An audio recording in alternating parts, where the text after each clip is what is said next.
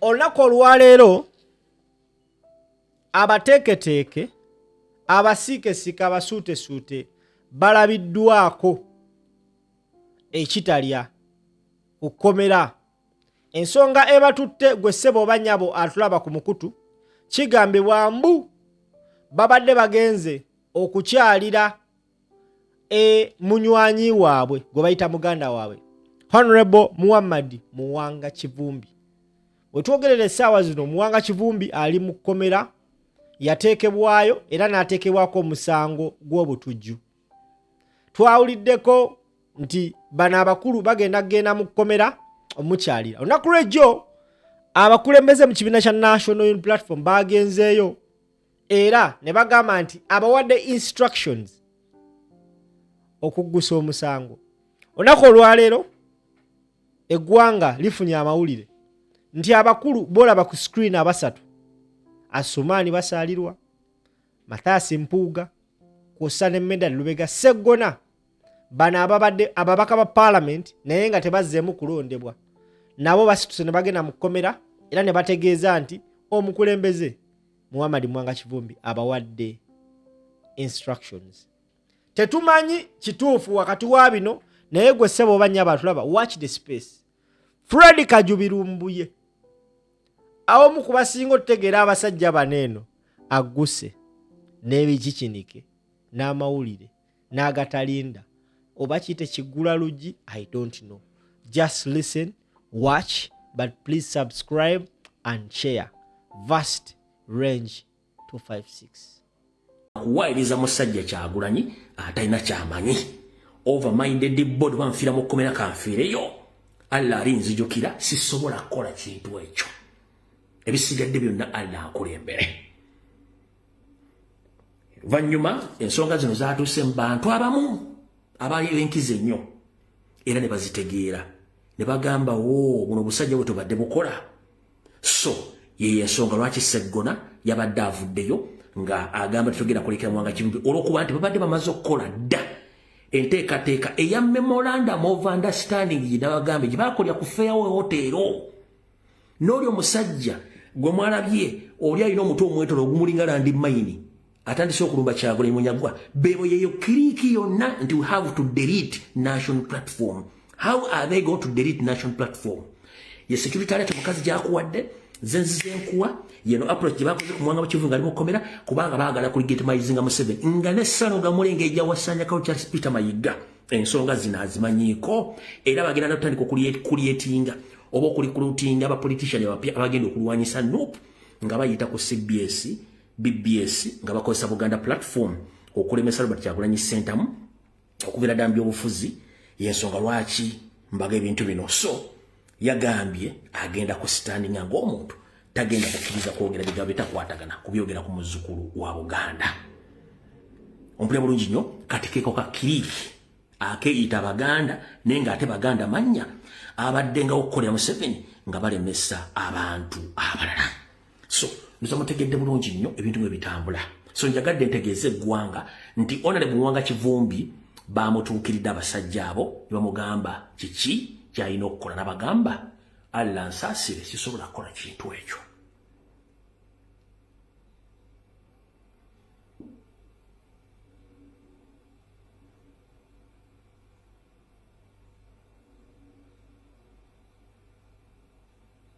Mujjukira approach ya omugenzi Ssegirinnya Muhammad.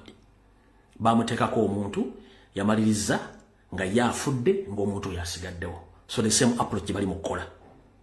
Mutegedde bulungi nnyo. So yonna President Joli kimanye nti abantu bakulimu era bakwesiga. Kubanga bo kye baagala kuzingako national platform lumu. Naye nabagambye nze nange okujja mujja kunziikiramu wano ngenda kwogera mpaka kuwulira bubi. Teri bintu byakuteeka butujju mu ggwanga mu byekwasa Robert Kyagulanyi mu kibiina kya National wano wensinga okukolera ennyo wano n'okulwanda abalala kye batasobola kukola era kye batasobola kulengera nti wano omuzannyo gwa struggle gutambulira obulungi. Ekyo sigenda kikkiriza mpaka kuwulira bubi. Ne bannayuganda mwenna ngenda bagamba nti omusajja Muwanga Kivumbi talina buzibu era talina musango. Wabula kana akabinja ke yaddukamu ke kakolagana ne Museveni era baba mu approachinze. So nebigenda okukolebwa byonna nga bagala bitya ku president tebibangayo era mwawuddeko nambeshe bagala mukwata n'abasigadde bonna. Tosobola kungamba this particular moment bonna ba MP abagwa n'abalondebwa tekuli wadde ateekayo nti free Dr. Rina Zedriga, tekuli wadde muntu agamba nti free Vice President Western Uganda, tekuli wadde muntu agamba nti Museveni stop abductions of innocent Ugandans, tekuli wadde MP Kabere Kansala agamba nti okulumba makaga president kikyamu era tutadde petition ABCD. Tekuli kintu kigamba nti olwaki mwalumbye Babi Kyagulanyi wabula n'aboogezi b'amagye bajja ne bakola folofuto teri abaddamu. Kati olwali omule bulungi nnyo ebintu byogera ku TV nga Nabbanja avaayo awolokose bigambo ebintu bikyamu. Olwaleero baganda ba Kyagulanyi bagezezzaako okgenda okutwalira mulamu waabwe emmere n'okulaba embeera mwali babaganye. Kyokka Nabbanja omukazi omunyalwanda eyeeyita omunyolo yeddira embogo n'agamba mbu Kyagulanyi ali mu muzannyo. Kati Nabbanja nze sigenda kuddamu okuggyako okugamba nti sitaani gw'osinza oyo akutunuzanga akalo akali mu ferinda nga kamaze week ne katuuka n'okuwunya ekibeerabeera eky'omwenge yagenda okusasula obudde bujja. Si gwe alina entegeera ya terattabi omwomegerera ng'akabwa akasibe ku ggaali sinakindi ng'omutogo babikuliddeko ebyo ojja bikwasaako nga lukumi bw'ati bwe yayogedde. Nabbanja yayogedde bw'ati.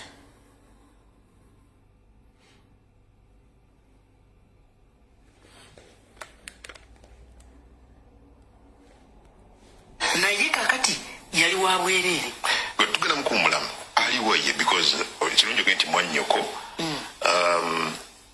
gwe Ssaabaminisita wa Uganda mu capacity zose bbiri mu kika tulimu babiri abanene nga mwannyoko baloluso nga Ssaabaminisita wa Uganda nkusuubira okubeera nga omanyi wawaali. He says ali mu kwekweka kubanga mumunoonya. kakati njagala okwogera nga atunudde mu TV ne bannayuganda bategeere tewali anoonya Kyagulanyi nga mulemye kujja n'abeera ewaka. Ebyo ebya komedi ebyebiwaanyi byabadde akola buli kaseera siba kiwaanyi siba bw'atyo bweyogedde. Naye neerabira nti yayimirira mu ssetteeserezo y'eggwanga n'agamba nti alina Kibalama yeetaba mu kulumba poliisi n'okutta bannayuganda. Bamubuuza Kibalama aluluddawa n'amwegaanira ku ssetteeserezo y'omukyala y'omu. Unfortunately that Kibalama was stressed. He was arrested recently in October in a place called Kakiri, and he's one of those that is claimed to have killed police officers in Kiboga, Wakiso and other places. So Nabbanja kyesimanyi bumanyi nti video eno eri mu ba prosecutor ba International Criminal Court. You confirm that you have let Kibalama. Today you claim that nobody is blocking Robert Kyagulanyi Ssentamu from accessing his residence. You understand? We have all evidence which implicates you that ever you post yourself as a comedian defending the government in the wrong way. You said that you have Kibalama, but few months later you said they are just blackmailing you. You don't know where Kibalama is. No problem. All these videos, they are with International Criminal Court. Time will come to answer the questions. Olwaliro family baganda ba president bagezezzaako okwagala okutuuka mu maka ge bino bibajjeeyo olwaleero. Kati mutegeeze ba NRM propagandalist bonna okuli owa Uganda Human Rights Commission omukyala Mariam Wangadya, okuli omwogezi wa poliisi Lutumwa Kishoke alina amaaso agali olubuto, okuli Chris Magezi, okuli minister omwogezi wa gavumenti era nga minister gobayita ani ali awo naye ali awo tategerekeka. Bonna mbagambe nti bwe mubanga mwogera temuli coordinate coordinating government yammwe buli omu kyavaayo kyayogera ne maani mwekuba endobo bwe mba muga Kyagulanyi ali magere lwaki mu blocking abantu ogenda ku accessing amaka ga Kyagulanyi ng'ate baganda be Chris bali omu nsoro kwe ne yavudde n'ayogera video eno kanjiteeke wano nga family ya president egenzeeyo oku accessing okulaba sobola mufuna okutalira mukyala we emmere n'okulaba embeera nga bweyimiridde ne babagaana okulaba omukyala tetusobola kugunga naawe tosobola kumulyawo alina gyali gwe gyotamanyi anyako nga kateera bwe kikoze bangi olwaki abatyagala okwogera ku magye gagambye tetulina akozesa ne gavumenti kyokka ate bwe muzze poliisi waliwo obulimba naawe waliwo abazanya katemba n'olaba balamu ngazze nayogera byayogera olinajja nayogera byayogera katusobola gamba nti tomwinaako buzibu nga bwe bamulabye egomba bataddewo jamu ne bakebera buli mmotoka okitegedde agenze ku malaalo simanyi oba okugenda ku malaalo nagwo musango ne bagenda ewaka wonna ne bazayazaawo bwe bamulabye ewa ne bakebera ku gugu bakebera ebifo ki ebyo ebibeerako kale nno ebyennaku bisekerwa naye embeera siyo simanyi oba bannange bakyogerako katufune kulala bwebaba tebamwinaako buzibu bakyakola kiki kye bakyakola they have no right whatsoever to be there and to refuse these people okitegera from accessing these premises they have no right whatsoever anyway simanyi katufune kulala bakona kyogera ku nsonga Miramos con tu paga acá freedom drive wow.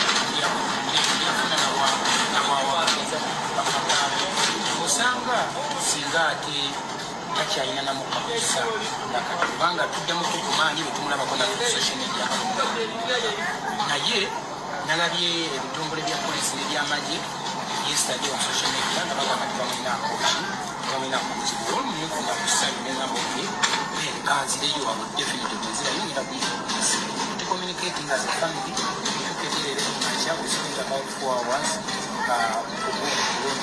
bataddewo naye nga ndowooza bapaavu tebagwayo oli akubira ono olina akubira oli kankudiri bali bameka gundi emmotoka muzikebedde kakati gundi kale mulinde tubaddire nafuuka mulinde tubaddire so embeera ndaba nga si kya muntu omuntu eyesimbayo presidential candidate asobola okubeera nga adduka bwaki kutegera just imagine normal human being kino nekigenda eri mu bantu abantu bebayita bamwanayinki nti olaba Kyagulanyi first of all was a big celebrity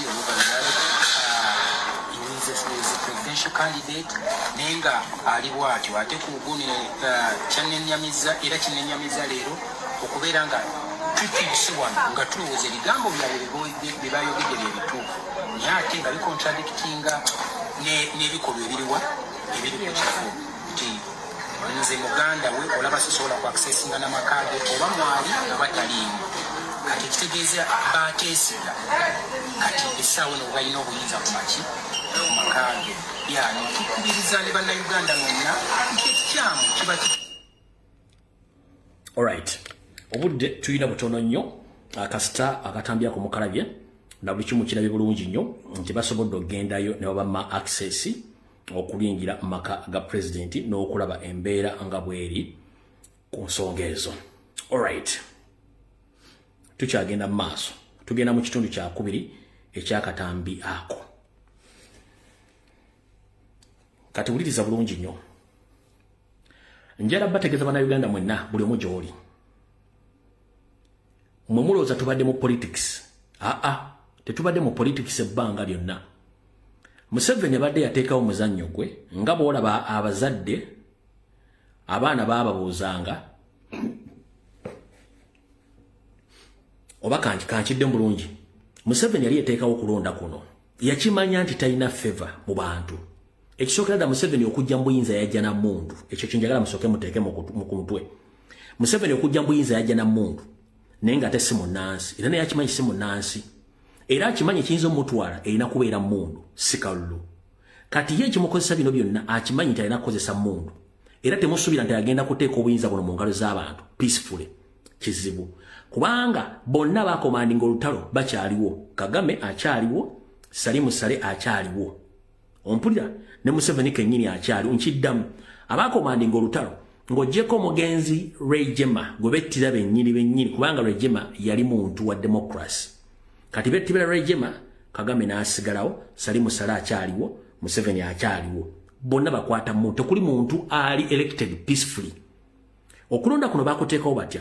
Bateekawo okulonda kuno nga kulinga abazadde abatuzaala ffenna. Twebuuzanga baatuzaalanga batya era baatwongerangako batya. Ebiseera byatukanga abazadde baga mugende muzannye bo nga bakola emirimu gyabwe gye balina okukola. Kati n'essanzi n'okulonda kubadde bwe kutyo. Bagamba mugende mu kuba akalulu n'engendo balina mekanizimu zaabwe okukozesa amaanyi, obubbi, obutemu n'okubba akalulu okuteekawo okulonda. Ffe tulowooza tuli mu kulonda. Kati unfortunately eno process y'okulonda Museveni gy'ataddewo. Ffenna kye tubadde tuwaagala tulage ensi nti okulonda mu Uganda tekukyalina makulu. Era ensi etegedde. Kino kituwe nti buli muntu olina okulowooza okusinziira okuva ku ndowooza eya bulijjo ey'akalulu olowooze ku nkola endala. Era wante tulina gwe tugenda kuddamu kunenya yenna. Nti okuva mu 1996 Museveni abadde ng'azannya omuzannyo ogwo mpaka batugumutuusiza ku nkomerero yagwo nga kati kyapulani nga mukimanyi kujjawo kulonda ateeka okulonda nga kuli mu parliament okulondayo president kubanga akimanyi mu general election ajja kukoleramu amanyanga mangi bw'anaaba akyakola ki akyaliwo. Kati buli kimu kikomye ekyokulonda kikoze eki kikomye. Teri muntu agenda kuddamu nti agenda kulonda kamimba ba parliament babigenda kubeerawo byonna bikomye. Ogwo bayita kome. Kiki ekiddako? Ebyafaayo beddiriŋŋana bamagulu mere kibagamba nti history repeats itself. Ebyafaayo beddiriŋŋana. Uganda erina okuddamu okwenunula okuzzaawo enfuga ey'amateeka. Okwenunula kuno kuyina kuyita mu mmundu. Nkiddamu nkyogera n'obuyinza. Uganda okuddamu okwenunula era erina kwenunula na mmundu. Ekyo mukitegedde si kirumamu. Erina kubanga bwe njogera ekigambo mmundu kiri mu mateeka. Emmundu bagiyita ggaani. Museveni yakwata ggaani. Okulonda kugaanye kati kiddako kunoonya ki? Kunoonya mmundu. Wabula mu kunoonya emmundu Museveni takola yekka. Museveni n'aba conduit okuva ku LC1 mpaka ku RDC. Ensonga yokka esobola okuggyako Museveni n'adduka nga tannatuuka kudduka kwe kutandika okumuggyako amatabi limu ku limu. Bwe tuba tugenda mu civil war kati civil war ng'okulonda kugaanye tutandika kuggyawo matabi. Mu apartheid ye South Africa omuzungu okuwanika abaasigala ebweru nga Mandela ali munda bakola omulimu gw'engendo bagamba gwegulwa. Omuzungu okutulugunya omuddugavu, omuzungu yalina ba agenti abaddugavu ababeganga baddugavu bannaabwe ne bawaayo abakulembeze ne bawaayo abantu abafandinga ne bawaayo abantu abalina amaanyi abazungu ne batandika obbapiikinga nga babatta bookya. Ne mu sisitimu eno Museveni erina abantu ku gurawundi abamukolera omulimu okumuligitimayizinga abali ku byalo byammwe. Abantu abo kasitamu bapiikinga omu kabere tikitoka, kabere youtuber, kabere tv presenter, kabere radio presenter, kabere chairman, kabere ani. Kitegeeza Museveni mutandise omuwagulako eminwe egyo. Tulina okusooka okucreatinga fear mu Museveni mu matabi ge. Bwe bate tulina guts zisobola kutandika kulonda abantu bana batuli okumpi abatalina wadde akati k'ekibiriti n'akulemu okufuna togamba nti oli mu struggle oba oli mu revolution.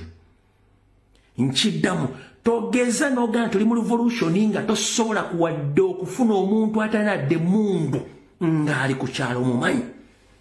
Yensonga lwaki ababuwa e South Africa baga nti tuweeyo obuyinza kubanga gye tubadde tujja information ne support mbaddugavu bennyini bonna ba agenti baffe babakise.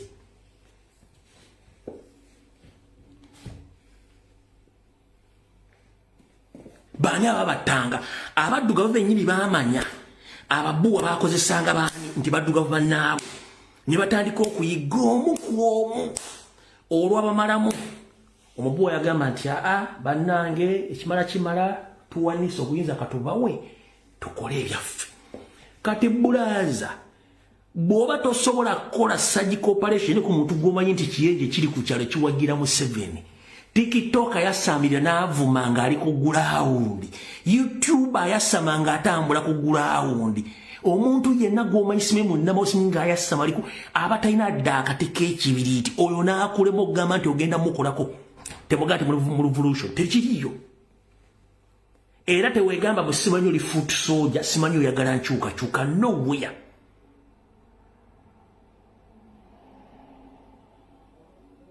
Tuzze tubasomesa tubagamba nti ekinula omulaalo ziba nte.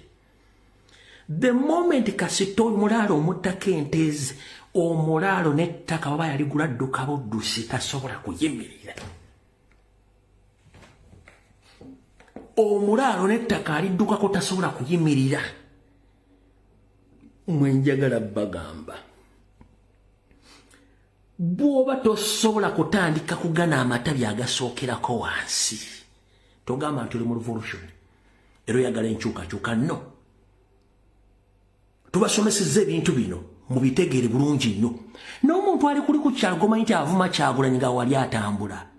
TikTok ali ku kitundu akole fujja avuma Kyagulanyi avuma Uganda nga talina nakyali n'omufalisa asula ku gwa nkondo ng'atambuza bigere bemmanyi we baliira we basula. Muli ku kimwe tubasomesezza revolution bw'etambula. G'oŋŋamba otya omuntu mumanyi atambuza bino aba ayina emmotoka n'otasobola mukolerako mu jjaamu, oyina boda osobola mukolerako wantu wonna. Bwe muba temusobola kutuuka kuwagula bantu abo wana Museveni ekimusibawo kati n'ekimusasuza ba YouTuber kubanga basobola omuwaana. Kati oyo awaana yennyini gw'otandikirako bwe banaggwa teri agenda kuddamu kuwaana Museveni. Oyo awaana tajja kudda Museveni tagenda kuddamu okufuna bamuwaana. Kye kimusasuza abantu abo.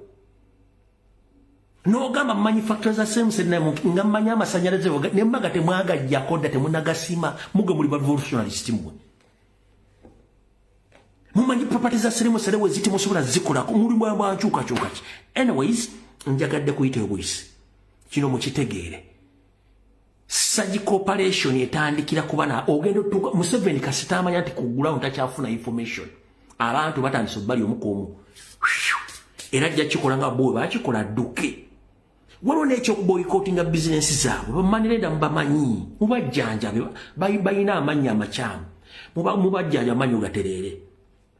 Abatunda amatanga bali mu system mubamanyi mubajjanjabe. Ababodaboda bali kutunga mumanyi tebakola mirimu gyamu si mubajjanjabe. Buli muntu yenna omulwadde nga ali mu NRM yeetaaga medication. Please, buli muntu ali mu NRM nga mulwadde yeetaaga medication mubajjanjabe free of charge. Buli muntu ali mu NRM mulwadde ambe taga kutwala mental facility mbatwale mbajjanjabe free of charge. Eri abalyankuzi wange ekimutwale kulancha aliye akute bulungi nnyo abere nga ali werofu mukitegeera buli ali mu NRM mulwadde yeetaaga kujjanjaba okujjanja mukumanyi bulungi nnyo mukitegeera bulungi nnyo. Kati awo tuvuddewo njagadde obategeeza mutegeera ekintu ekyo. Awo tuvuddewo katugende ku nsonga endala. Alright, okusookera ddala njala okubaza bannayuganda mwenna abali mu America, abali e Canada, abali Bungereza n'abali mu European Union. Mwebale kukola mulimu gwe nabasabye mugukoze bulungi nnyo. Naye olunaku lwajjo nayogeddeko omwami yakubye essimu gwe tubadde naye n'atubulya omukyala oyo omukyala gwe yatubulidde ono gwe bayita Paula White. Information gyenfunye sigi bannanga akasajja kaali kazimba network. Museveni yazimba network nga akozesa natural mineral resources zaffe ne taxpayers money. Nga buli wandiise wonna mu kitundu kyonna mu kituli kyonna okutuuka ku gavumenti ennene yandibadde emutiisa alinawo omuntu. Omusajja otaba kujja jjo kwogera gwe bayita Paula White tuba tetusobola kufuna access ku President Trump. Wabula bwe namazi omwami bamaze okuexposinga Paula White yakoze post information yamutuuseko olunaku lwa jjo era abaana bamulumbye ku Twitter. Njagala okwebaza mwenna abaana abakoze ekintu yono mukyala Paula White yoyo Paula White kuwairiza musajja Kyagulanyi atalina kyamanyi overminded body banfiira mu komera kanfiireyo Allah alinzijukira sisobola kukola kintu ekyo ebisigadde byonna Allah akulembere.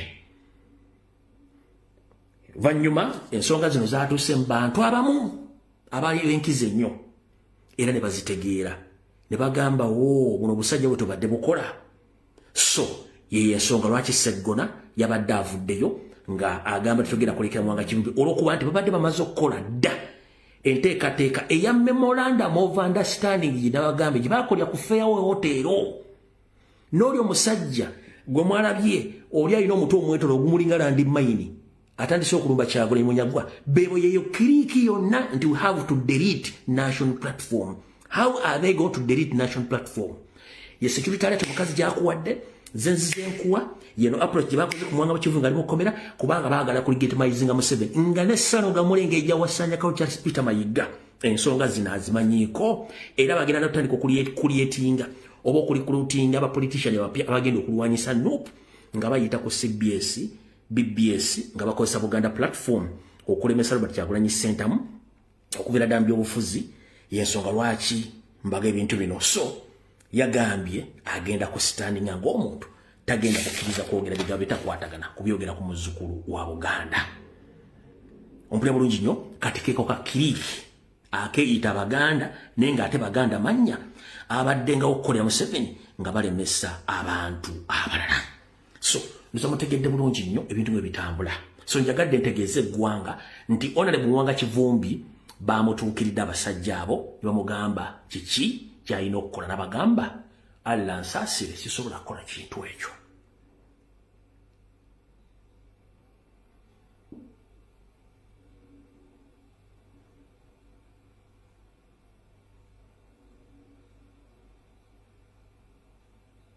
Mujjukira approach ya omugenzi Ssegirinnya Muhammad bamuteekako omuntu yamaliriza nga yafudde ng'omuntu yasigaddewo. So the same approach bali mukola mutegedde bulungi nnyo.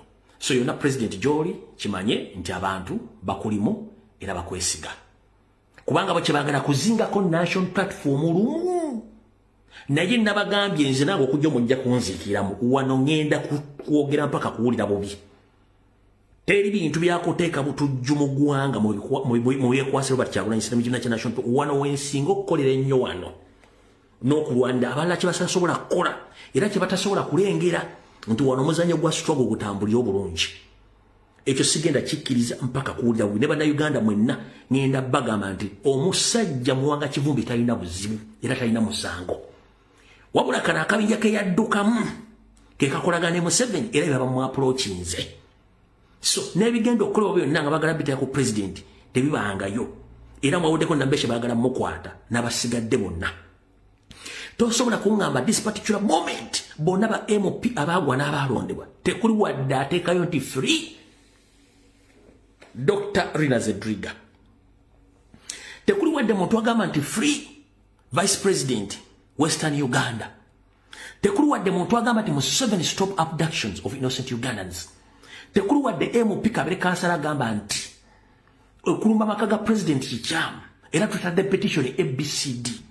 Tekuli kintu kigamba nti lwaki mwalumbye Babi Kyagulanyi wabula n'abogezi b'amagye bajja ne bakola folofoto teri abaddamu. Kati olwali omulabe bulungi nnyo ebintu byogera ku TV nga Nabbanja avaayo awolokose bigambo ebintu bikyano olwaleero baganda bakyalo bagezezzaako genda okutwalira mulamu waabwe emmere n'okulaba embeera mwali babaganye kyokka Nabbanja omukazi omunyalwanda eyeeyita omunyolo yeddire embogo n'agamba mbu Kyagulanyi ali mu muzannyo kati Nabbanja nze sigenda kuddamu okujjako kugamba nti sitaani gw'osinza oyo akutunuzanga akalo akali mu ferinda nga kamaze week ne katuka n'okuwunya ekibeerabeera eky'omwenge yagenda okusasula obudde bujja si gwe alina entegeera ya terattabi omwomegerera ng'akabwa akasibe ku ggaali sinakindi ng'omutego babikuliddeko ebyo ojja bikwasaako nga Lukumi bw'ati bwe yayogedde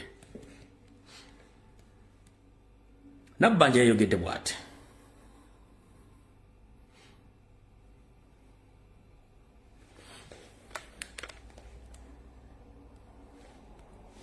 naye kakati yali wa bwereere tugenda mukuumulamu aliwo ye because kirungi nti mwannyoko gwe Ssaabaminisita wa Uganda mu capacity zo zebbiri mu kika tulimu babiri